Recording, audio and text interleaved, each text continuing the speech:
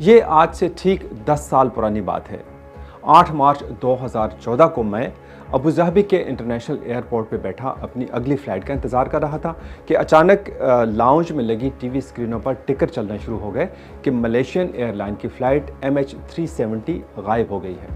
ये वैसे तो एक गैर मामूली बात है, लेकिन ऐसे हादसे होते रहते हैं, इसलिए मैंने कोई ज़्यादा तवज्जो नहीं दी। लेकिन थोड़ी देर बाद जब ये मालूम हुआ कि ये जहाज़ भी बोइंग 777 था, जो मेरी अगली फ़्लाइट का जहाज़ था, तो मुझे थोड़ी सी तशवीश हुई, लेकिन कोई ज़्यादा इस पे मैंने तवज्जो नहीं दी उस वक्त। फिर मैं जब अपनी 15 घंटे की फ़्लाइट के बाद अपनी मंज़िल पे पहुंचा, तो उस वक्त तक मेरा ख़्याल था कि जहाज़ जो गायब हुआ है शायद कहीं मिल गया होगा, उसके वो हो सकता है समंदर में क्रैश हुआ है या किसी जज़ीरे पे क्रैश हुआ है, तो कोई ना कोई आसार मिल जाएंगे। लेकिन मालूम हुआ कि कोई पता नहीं। फिर उसके बाद जब मैंने इसको फॉलो करना शुरू किया, इसकी ख़बर को, तो पूरे इंटरनेशनल जो मीडिया था, पूरी दुनिया का मीडिया, उसने भी इस ख़बर को अपनी शह सुर्खियों में जगह दी कि MH370 लापता हो गया है। और उसके बाद अगले 1.5 साल तक इसका कोई सुराग नहीं मिला कि ये जहाज़ गया कहाँ। तो उसकी वजह से एक अजीब सी पुरअसरारियत का पर्दा इसके ऊपर कायम हो गया, क्योंकि इस दौर में 21वीं सदी में जब एक इतना बड़ा जहाज़ बोइंग 777 और जिसके अंदर इतने ज़्यादा इलेक्ट्रॉनिक आलात हैं और उसके अंदर 239 मुसाफिर उसके ऊपर सवार थे, तो इतना बड़ा जहाज़, इतने लोग, अमला, सारा कुछ, टेक्नोलॉजी, इलेक्ट्रॉनिक्स, इसके साथ कैसे ऐसा गायब हो सकता है कि इसका पता ही ना चले। तो ये एक बड़ी अजीब व गरीब बात थी। तो इसकी वजह से पूरी दुनिया की लोगों की और मीडिया की नज़रें इस जहाज़ के ऊपर मरकूज़ हो गई, और मैं समझता हूँ कि ये पिछले 20-30 सालों में इससे ज़्यादा मशहूर फ़्लाइट कोई और नहीं है। आप किसी से भी कहें MH370, तो वो फ़ौरन उनके जहन में ये जहाज़ आ जाएगा। वरना और भी हादसे हुए हैं, लेकिन इस हादसे में एक ख़ास बात ये थी कि इस जहाज़ का पूरा मलबा आज तक नहीं मिल सका, जिसकी वजह से ये अभी तक ये एक मिस्ट्री सी इसके ऊपर कायम है कि ये जहाज़ जो है ये हादसे का शिकार कैसे हुआ, और अभी तक इसके बहुत से सवाल ऐसे हैं जिनके जवाब नहीं दिए जा सके। बहरहाल कुछ थ्योरीज़ हैं जिनका मैं आपको बताऊंगा, और फिर आखिर में मैं अपना ख्याल पेश करूंगा कि मेरे ख्याल से असल में क्या हुआ था। तो चलें, सबसे पहले चलते हैं। जहाज़ टेक ऑफ करता है 12:42 रात के वक्त कुआलालंपुर से, और इसकी मंजिल है बीजिंग, चीन का दारुल हुकूमत। और जहाज़ के ऊपर 227 मुसाफिर हैं और 12 अमले के अरकान हैं, जिनमें मुख्तलिफ़ मुल्कों के लोग शामिल हैं। सबसे ज़्यादा चीनी उस पर सवार हैं, उसके अलावा ऑस्ट्रेलियंस हैं, मलेशिया के बहुत सारे लोग हैं, और 8-10 मुल्कों के और लोग भी हैं। इसके अलावा ईरान के भी 2 शहरी इस पर सवार हैं, लेकिन इनका मैं ज़िक्र थोड़ी देर के बाद करूँगा। जहाज़ के 2 पायलट हैं। एक जो उसके कैप्टन हैं वो ज़हारी अहमद शाह हैं, जिनकी उम्र 53 साल है और वो बहुत तजुर्बेकार पायलट हैं। उनके जो को पायलट हैं उनका नाम है फ़ारिक हमीद, उनकी उम्र 27 साल है और वो निस्बतन कम तजुर्बेकार हैं। अच्छा, 12:42 पर यह फ़्लाइट उड़ान भरती है, और कोई 20 मिनट के बाद ये मलेशिया की हदूद से बाहर निकल जाती है और वियतनाम की हदूद में दाखिल हो जाती है।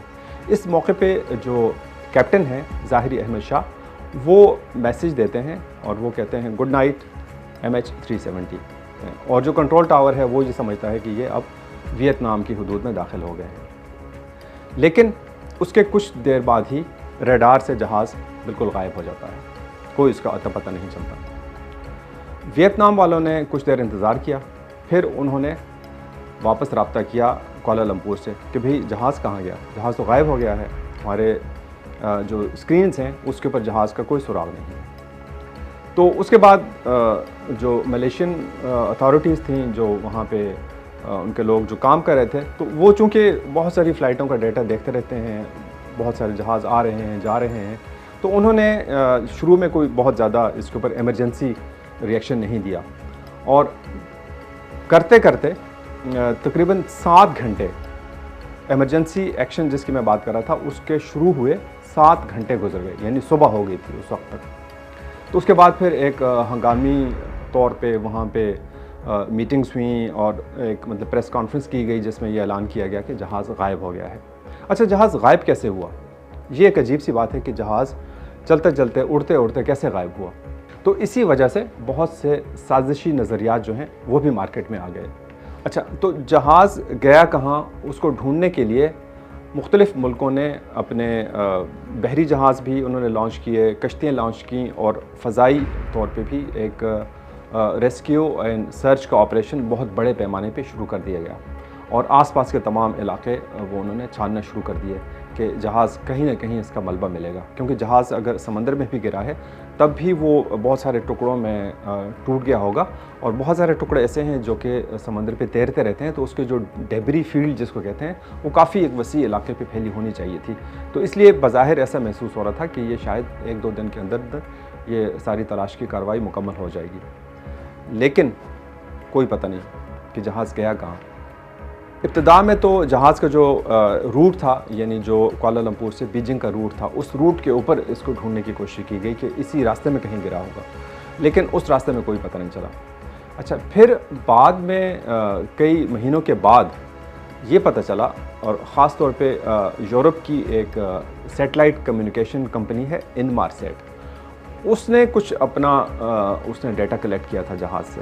तो उन्होंने बताया कि जहाज़ तो जब वो मलेशिया की हदूद से निकला है और वियतनाम की हदूद में दाखिल होने की बजाय वो वापस मलेशिया की तरफ मुड़ा है और उसके बाद वो मगरब की तरफ उसका रुख हुआ और वो बहरे हिंद में दाखिल हो गया और बहरे हिंद में वो काफ़ी देर तक चलता रहा। ये इनमारसेट ने बताया उसके डेटा के मुताबिक कि जहाज़ कम से कम 7 घंटे तक उड़ता रहा, कम से कम 7 घंटे, इससे ज़्यादा भी हो सकते हैं।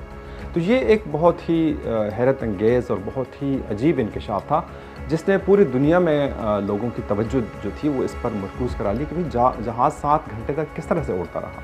तो फिर 2015 जुलाई में, यानी इस वाक़े के जहाज़ के गायब होने के 16 महीने बाद, बहरे हिंद में एक जज़ीरा है रीयूनियन आइलैंड जो कि फ़्रांस की मिल्कियत है। तो उसके साहिल पर जहाज़ का एक टुकड़ा मिला जिसको बाद में उन्होंने सीरियल नंबर की मदद से उसको कंफर्म कर लिया, फ्लैपर ऑन कहते हैं इस हिस्से को। तो वो ये मतलब कंफर्म हो गया कि ये MH370 का हिस्सा है। उसके बाद फिर मुख्तलिफ मेरे ख़्याल से आज तक की अगर गिनती मैं बताऊं तो कोई 15-16 टुकड़े जहाज़ के मिल चुके हैं, लेकिन मुकम्मल मलबा या ब्लैक बॉक्स या बाकी जो बड़े हिस्से हैं वो नहीं मिले। कहीं से कोई सूटकेस मिला, कहीं से कोई टुकड़ा मिला।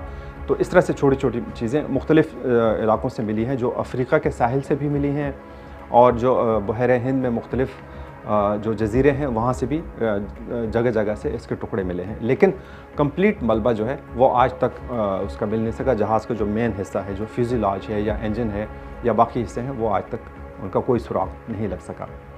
तो अब सवाल ये पैदा होता है कि आखिर जहाज़ के साथ हुआ क्या। तो इसके मुख्तलिफ़ थियरीज़ हैं, मुख्तलिफ़ नज़रियात हैं जो आज तक पेश किए गए हैं। तो एक तो ये है कि जैसे कि मैंने बताया था कि जहाज़ पे 2 ईरानी मुसाफिर भी उसमें सवार थे। तो मालूम हुआ कि वो थे तो ईरानी, लेकिन वो चोरी शुदा पासपोर्टों पे, दूसरे मुल्कों के चोरी शुदा पासपोर्टों पे वो सफ़र कर रहे थे। तो उनके ऊपर बड़ी इन्वेस्टिगेशन हुई, लेकिन मालूम हुआ कि नहीं, इंटरपोल ने भी अपनी रिपोर्ट दी कि ये कोई दहशतगर्दी का वाक़या नहीं है, ना ही ये कोई हाईजैकिंग का वाक़या है, क्योंकि अगर जहाज़ को हाईजैक किया जाता तो कहीं ना कहीं उसको उतारा जाता, उतारने की कोशिश की जाती, या कोई कम्युनिकेशन होती या कोई मुतालिबात होते। ऐसी कोई चीज़ आज तक सामने नहीं आई, तो इसलिए ये मानना बड़ा मुश्किल है कि ये हाईजैकिंग का वाक़या है। इसके अलावा जो दूसरी इसमें थ्योरी ये है कि ये कोई दहशतगर्दी का वाक़या हो सकता है, लेकिन दहशतगर्दी का जो मतलब पैटर्न है, जैसे कोई अगर बम उसके अंदर फटा है या कोई इस तरह कोई हादसा पेश आया है, तो उसका पैटर्न इस तरह से नहीं होता कि जहाज़ 7 घंटे तक उड़ता रहा, उस वक्त तक उड़ता रहा जब तक उसके अंदर ईंधन बाकी था, उस वक्त तक जहाज़ उड़ता रहा। तो ये कोई दहशतगर्दी का वाक़या भी कहना मुश्किल है। फिर एक और नज़रिया ये भी पेश किया जाता रहा कि इसको अमेरिकन आर्मी ने निशाना बनाया है और उनका वहाँ पे कोई फ़ौजी अड्डे थे और जहाज़ उनकी तरफ जाना चाह रहा था और उसको अमेरिकन ने मिसाइल मार के गिरा दिया। लेकिन अगेन वही मसला इसमें भी पेश आता है कि जहाज़ 7 घंटे तक किस तरह से उड़ता रहा। और एक और नज़रिया उस ज़माने में पेश किया गया था। उस ज़माने में आपको याद होगा कि उस वक्त भी यूक्रेन और रूस का मसला चल रहा था और रूस ने क्राइमिया पे मतलब हमला करके उसको ज़म कर लिया था। तो ये भी कहा जाता रहा कि शायद रूस ने इस जहाज़ को हाईजैक कर लिया है और रूस का मकसद ये है कि वो जो उसकी एनेक्सेशन है क्राइमिया की, उसकी तरफ से दुनिया की तवज्जो हटाना चाहता है। तो ये भी एक नज़रिया था। इसके अलावा और बहुत सारे लोगों ने थ्योरीज पेश की, जिसमें ये भी था कि किसी ब्लैक होल ने इसको हड़प कर लिया है, या कोई टाइम वॉर्प में जहाज़ चला गया है, या जहाज़ अभी भी कहीं पे उतरा हुआ है और वो उसके मुसाफिर जो हैं वो कैद हैं किसी जजीरे पे, और इस तरह की बहुत सारी चीज़ें पेश की जाती रहीं। लेकिन इनमें से कोई भी जो थ्योरी है वो जो उसकी ट्रैकिंग का डेटा है उसके मुताबिक नहीं है। तो मेरे नज़दीक जो सबसे ज़्यादा जो करीन क़यास थ्योरी है वो ये है कि जहाज़ के किसी एक पायलट ने इसके ऊपर कंट्रोल हासिल किया और उसने जहाज़ के ऊपर कंट्रोल हासिल करने के बाद वो जहाज़ को उड़ाता रहा और 7 घंटे तक वो उड़ाता रहा, और उसके बाद जब फ्यूल ख़त्म हुआ तो उसने जहाज़ को समंदर में क्रैश करा दिया। अच्छा, ये इसकी क्या वजह है? इसकी मतलब ये जो थ्योरी है इस पर यकीन करने की क्या वजह है? मेरे ख़्याल से इस थ्योरी पर यकीन करने की सबसे बड़ी वजह ये है कि कई वजूहात हैं, लेकिन सबसे बड़ी एक वजह ये है कि जहाज़ ने जिस तरह से शार्प टर्न लिया है, जैसे वो वियतनाम की जो एयर स्पेस से उसने वापस मलेशिया का रुख किया है, तो वो किसी ने मैनुअल कंट्रोल के ज़रिए किया है, वो ऑटो पायलट से ऐसा नहीं हो सकता। तो उसका जो पैटर्न है फ़्लाइट का वो ज़ाहिर करता है कि इतनी बिल्कुल यू टर्न की तरह जहाज़ मुड़ा है, तो इससे ज़ाहिर होता है कि किसी ने मैनुअली उसको मोड़ा है, तो वो ज़ाहिर है किसी पायलट ही ने मोड़ा होगा। अच्छा, उसके बाद फिर जहाज़ का जो उसका जो कम्युनिकेशन सिस्टम है वो मैनुअली किसी ने स्विच ऑफ कर दिया। यानी जहाज़ तो उड़ता रहा लेकिन उसकी सारी कम्युनिकेशन, जो उसका ट्रांसपॉन्डर होता है, जो सिग्नल भेजता रहता है जहाज़ के बारे में, जो इन्फॉर्मेशन भेजता रहता है, वो टर्न ऑफ हो गया, मैनुअली ऑफ हो गया। और जो भी मैल फंक्शन, यानी ये कोई ख़राबी भी हो सकती है कि कोई मसला हो गया, कोई फ़नी ख़राबी हो गई, लेकिन फ़नी ख़राबी उस तरह से टर्न ऑफ नहीं कर सकती तमाम कम्युनिकेशन सिग्नल्स को। कोई एक कम्युनिकेशन ऑफ होती, दूसरी ऑफ होती, या कोई राब्ता होता, कोई कॉकपिट की तरफ से ज़मीन के साथ कोई राब्ता होता, ऐसी कोई बात नहीं, तमाम राब्ते मुनक़ते हो गए। तो वो कोई हादसाती तौर पे ऐसा नहीं हो सकता कि तमाम चीज़ें एक साथ ऑफ़ हो जाएं। कोई एक चीज़ ऑफ़ होती, दूसरी चीज़ ऑफ़ होती, तमाम चीज़ें जो ऑफ़ हुई हैं, इसका मतलब ये है कि किसी ने इसको जानबूझ के ऑफ़ किया है। अच्छा, क्यों किया है और किसने किया है? तो ज़्यादातर जो करीन क़यास है, ज़्यादा प्लॉजिबल जो थ्योरी है वो ये है कि जो सीनियर पायलट थे ज़हारी अहमद शाह, 53 साला, उन्होंने ये काम किया। और ये एक बेसिकली एक सुइसाइड मिशन था, और न सिर्फ सुइसाइड बल्कि वो उन्होंने साथ में पूरे जहाज़ को वो ले डूबे। इसकी वजह क्या है? फिर बाद में बड़ी तहक़ीक़ात हुई, मलेशियन हुकूमत ने भी तहक़ीक़ की, पुलिस ने भी तहक़ीक़ की, दूसरे इंटरनेशनल इदारे हैं उन्होंने भी तहक़ीक़ की। तो ज़हारी अहमद शाह, वो उनकी अपनी बीवी से अलहदगी हो चुकी थी, उनके बच्चे थे लेकिन वो भी घर से जा चुके थे, तो वो बिल्कुल अकेले रहते थे। और कुछ इस तरह के शवाहिद मिलते हैं कि वो ख़ुद को बड़े तन्हा और बड़े उदासी के आलम में ज़िंदगी गुजार रहे थे। तो एक तो ये उसमें उनका मोटिव हो सकता है कि वो तन्हाई की वजह से और डिप्रेशन की वजह से उन्होंने इतना इंतहाई कदम उठाया। एक और चीज़ ये है कि जब बाद में पुलिस ने ज़हारी अहमद शाह के घर पे उन्होंने छापा मारा और उनकी जो चीज़ें थीं वो उन्होंने देखी, उनके डॉक्यूमेंट्स वगैरह या बाकी, तो उसमें उनको एक सिमुलेटर मिला। सिमुलेटर जैसे मतलब फ़्लाइट सिमुलेटर, वो उनके घर में मौजूद था, और उसके अंदर इसी तरह के फ़्लाइट पैटर्न, यानी जहाज़ वियतनाम की तरफ जा रहा है, फिर वापस यू टर्न लेता है, मलेशिया की तरफ आता है, और फिर आगे वो बहरे हिंद की तरफ चल पड़ता है। तो इसी तरह का एक पैटर्न उनके सिमुलेटर पर था, यानी उन्होंने पहले मशक़ की हुई थी। अपने फ़्लाइट सिमुलेटर पे। तो ये भी एक जो शवाहिद की कड़ियाँ हैं, तो उनमें से एक कड़ी ये भी हो सकती है। जो जूनियर पायलट थे उनके ऊपर भी शक किया जाने लगा, लेकिन वो बिल्कुल नौजवान थे और उनका इतना एक्सपीरियंस नहीं था कि वो इतना बड़ा ऑपरेशन कर सकते। तो इसलिए ज़्यादातर जो तवज्जो है वो सीनियर पायलट ज़ाहिरी अहमद शाह पे ही मरकूज़ रही। तो ज़ाहिरी अहमद शाह ने जो कहा जाता है, जो एक इमेजिन किया जा रहा है या जो आम ख्याल है, वो ये है कि ज़ाहिरी अहमद शाह ने क्या किया कि जब उन्होंने आखिरी बार उन्होंने गुड नाइट MH370 कहा अपने कंट्रोल टावर को, उसके बाद से उन्होंने जहाज़ के तमाम ट्रांसपॉन्डर और कम्युनिकेशन सिस्टम ऑफ़ कर दिए। इसके बाद उन्होंने जहाज़ को वापस मोड़ा मलेशिया की तरफ और आगे बहरे हिंद की तरफ चल पड़े। अब यहाँ पे उन्होंने क्या किया कि उन्होंने जहाज़ के अंदर, अच्छा उनका जो को पायलट था उसके साथ क्या किया, तो वो कहा जाता है कि हो सकता है कि उन्होंने उसको किसी काम की खातिर पीछे भेज दिया हो, जहाज़ के अंदर भेज दिया हो कोई चीज़ लाने के लिए या किसी और काम के लिए, और उसके बाद उन्होंने कॉकपिट का दरवाज़ा अंदर से बंद कर दिया। तो फिर बाहर से कॉकपिट के अंदर आने का कोई तरीका नहीं है, वो इतना मजबूत दरवाज़ा होता है। दूसरा काम उन्होंने ये किया होगा कि उन्होंने जहाज़ का जो ऑक्सीजन सिस्टम था तो वो उसको ऑफ़ कर दिया। तो ऑक्सीजन ऑफ, और जहाज़ 40,000 फुट की बुलंदी पे परवाज़ कर रहा था, तो उसमें ऑक्सीजन लाजमी होती है। तो ऑक्सीजन मास्क वहाँ पे गिरे होंगे मुसाफिरों के लिए। 238 मुसाफिर थे, ज़ाहिरी अहमद शाह को मिला के 239 लोग जहाज़ पे सवार थे। तो 238 जो मुसाफिर और अमले के अरकान थे, उनके सामने ऑक्सीजन के मास्क गिरे होंगे, उन्होंने शायद उनको लगाया भी होगा। लेकिन ये जो जहाज़ के अंदर ऑक्सीजन थी, ये सिर्फ 15 मिनट के लिए काफ़ी थी। तो वो कुछ ही देर के बाद वो ऑक्सीजन भी ख़त्म होना शुरू हो गई और तमाम के तमाम लोग वो चंद मिनटों के अंदर अंदर ही मौत की आगोश में चले गए। और ज़ाहिरी अहमद शाह इस 238 लाशों से भरे हुए जहाज़ को लेकर 7 घंटे तक उड़ते रहे। एक बड़ा हॉरर फिल्मों का सीन है, एक बहुत ही खौफनाक किस्म की बात है कि एक शख्स जो है वो लाशों से भरे हुए पूरे जहाज़ को लेके मुसलसल उड़ रहा है, उड़ता चला जा रहा है। अगर वो उसको गिराना चाहते तो वहीं पे उसको क्रैश कर सकते हैं, कहीं भी फेंक सकते थे, लेकिन उन्होंने ऐसा नहीं किया। वो अपने किसी मकसद की खातिर, जिसकी हमें कोई उसकी समझ नहीं है और शायद ये राज हमेशा राज ही रहे, तो लेकिन वो कोई अपना उनके दिल में था या कोई डिप्रेशन का शिकार थे, कोई जहनी उनको बीमारी थी या कोई इस तरह की चीज़ थी। कोई नॉर्मल इंसान तो ज़ाहिर है कि इस तरह का काम कर नहीं सकता। तो वो जहाज़ को लेके उड़ते रहे और उस वक्त तक उड़ते रहे जब तक जहाज़ के अंदर ईंधन बाकी था। और जब ईंधन ख़त्म होने के करीब आया तो उन्होंने जहाज़ को फिर उन्होंने क्रैश किया, और क्रैश भी उन्होंने इस तरह किया कि बिल्कुल नोज़ डाइव, ताकि उसके कोई आसार ना मिले।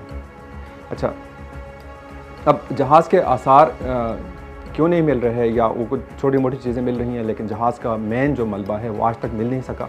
उसकी वजह यह है कि बहरे हिंद जो है ये कई मिलियन मुरबा किलोमीटर पर मुहित इलाका है, बहुत ही एक वसी और रीज़ इसका रकबा है, और इसकी जो औसत जो गहराई है वो तकरीबन 5 किलोमीटर है। और ये जो समंदर की तह है वो भी बिल्कुल हमवार मैदान की तरह नहीं है, बल्कि उसके अंदर बहुत सी वादियाँ हैं, घाटियाँ हैं, पहाड़ियाँ हैं, तो हर तरह के उसके अंदर सिलसिले हैं और बिल्कुल अंधेरा है। तो वो जहाज़ कहीं भी उसके अंदर पड़ा होगा तो उसको तलाश करना बहुत ही मुश्किल काम है।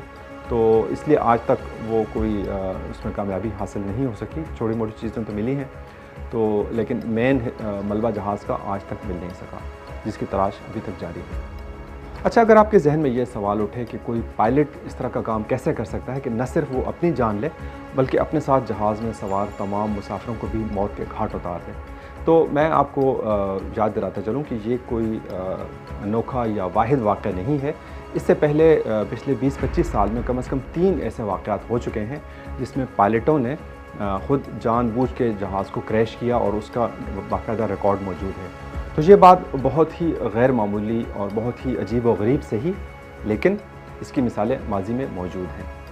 तो इसी पुरअसरारियत और इसी खौफनाकी की वजह से MH370 की परवाज़ दुनिया भर के लोगों के जहनों में उजागर हो गई है।